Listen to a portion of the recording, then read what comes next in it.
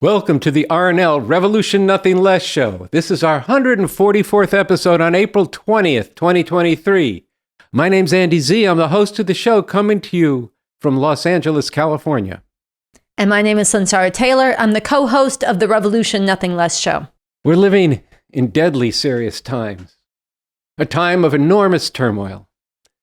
A time of wars that hold the danger of becoming catastrophic nuclear war. A threat that weighs heavy for those with the courage to look at the world with clear eyes. A time of climate devastation with flood and drought, fire and storms destroying the earth so that it can no longer grow food. A time in this country when women have lost the constitutional right to abortion and thus the right to determine their own destinies and instead face a future of theocratic fascists in government controlling their most intimate lives. We're living in a time when LGBTQ people's very humanity is under incredible assault from government and fascist thugs. Transgenderism must be eradicated. We are living in a time when the police continue to run rampant, killing 3 people every day. This is a time when mass homelessness saturates cities that possess tremendous wealth. This is a time when refugees, perhaps 100 million a year, risk their lives on foot and in rubber rafts traversing the globe just to be able to live and survive, only to face refusal, face walls, and far worse, when they come to this, the wealthiest country in the world, their children have been taken from them and pressed into child slave labor, while the rest of their families are turned away and herded into horrific camps and detention centers, where their lives are at risk. And yes, this is Biden and the Democrats' work. This is not just the legacy of Trump. This is a time when the leading cause of death of our youth is being shot. Are you fucking kidding me? What kind of society creates this kind of world, and why? And how the hell would anyone who cares about humanity and justice bury their head in the sand or glued to their cell phone or up their ass and not stand up and say no? And more when they hear about that there is a way out of this madness, not jump to be a part of acting and fighting for a radically different and far better future. This is why on this show, the RNL Revolution Nothing Less show, episode number 144, we begin today's program with this from the Call for International May Day, where we proclaim we refuse to accept this system's future. A better world without exploitation and oppression is possible. And we, the Revcoms, call on you to join us on Monday, May 1st, to send this message to the world and to serve notice. In these dark times, we are building a force to bring forward thousands and then millions into a movement for an actual revolution. And revolution means overthrowing this economic and political system of capitalism and imperialism. Why overthrow? Because it cannot be reformed. And there is a way forward, a way out of the criminal madness of the system. And this May 1st, we are putting revolution on the map. That's right. We here at the Revolution Nothing Less show are proud to call ourselves followers of the revolutionary leader Bob Avakian, and we promote his leadership on this show. Bob Avakian became a revolutionary in the 1960s. He worked very closely with the leaders of the Black Panther Party in their early and most revolutionary days. He fought against the Vietnam War at that time and many other injustices.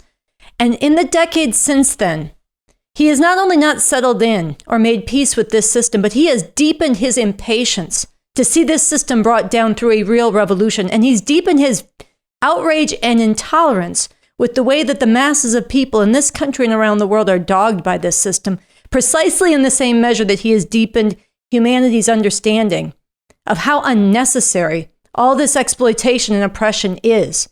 The reality that we do not have to live this way, that a whole better world is possible through a real revolution. And he's developed the strategy to make this revolution, which you'll hear more about in the show today. And he's developed and wrestled with the contradictions and the problems that a new society will face when we build a new society after making a revolution. And he's concretized a constitution for how we'd go at building a new, radically different economy, a new society, a new government, a new education system, a whole new way that people will come together and relate to each other and to the planet itself and go to work to dig up all the oppression and injustice that people think they just have to accept. So in speaking of all the outrages of this system and that open up the possibility for making revolution, once again, this was a packed week. Why don't we just run them down quickly before we get to the main segment of today's show? Well, last week we covered this fascist judge out of Texas making an outrageous ruling that would ban mifepristone, a drug used in more than 50% of abortions in this country. And that is still being fought out in the courts right now. The Supreme Court has actually delayed deciding whether they're going to keep women's access to mifepristone in place while there are challenges being heard to this case, or whether they will restrict this necessary medication. So this is, as we covered last week, the biggest escalation in the attack on women's fundamental right to abortion since the right was overturned last year. And it is an indication of the juggernaut and the relentlessness of the assault that will continue until this fascist movement is defeated. Yeah, that's right. It's very clear that they are not going to stop. Minority doesn't matter that these fascists they're going to go for it till they run the whole thing and run the table on the right to abortion. Also, earlier this past week, there was some incredible, really a horrific thing, but an incredible photo essay that I saw of the 39 bodies that were returned to Guatemala of refugees that I spoke of earlier who were locked in a detention center just on the other side of the border from El Paso, Texas. And it's come out that this was done by the people who were by guards and officials of that center. And this is just one of the horrors of this system that's made in the USA and carried out by countries under the boot of U.S. imperialism. And then you have this young teenager, Ralph Yarl, who went to pick up his two young brothers, his twin brothers, one evening last Thursday, actually, and went to the wrong home. He's a young black teenager. He went to the home of an 84-year-old white man who, through his glass door, shot him. And then when he was down on the ground, shot him again. And so Ralph Yarl has survived, but that's just lucky. And it took days for the authorities to even make an arrest or press charges against this white man. It is just an ongoing indication of the reality that in this country, America, founded in slavery and genocide, Black lives still do not count under this system. It's one of the many reasons we need an actual revolution. And this May Day, a big part of May Day is opposing the moves towards war. And just this last week, Finland, which borders Russia, was admitted into NATO, and for the purposes of defense, but also potentially offense against Russia. And they're having discussions of how many troops that need to be on the border and all of this. At the same time, Belarus, which is another country that borders NATO, was announced by Russia that they are going to be storing and bringing nuclear weapons to Belarus. So you can see this situation in Europe in the context of the war in Ukraine has become even more dangerous. So on May 1st, we are raising these slogans in addition to "We refuse to accept this system's future. A better world without oppression and exploitation is possible" of this.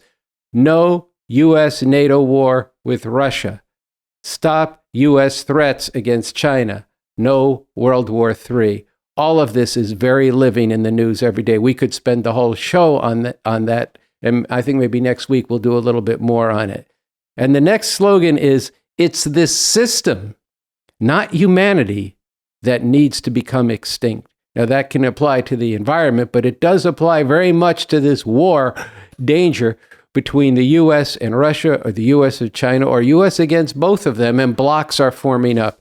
This is extremely serious, and Bob Avakian has said this is why, while it's always been terrible that these people have ruled this world, that it's now urgent that they be removed from doing so.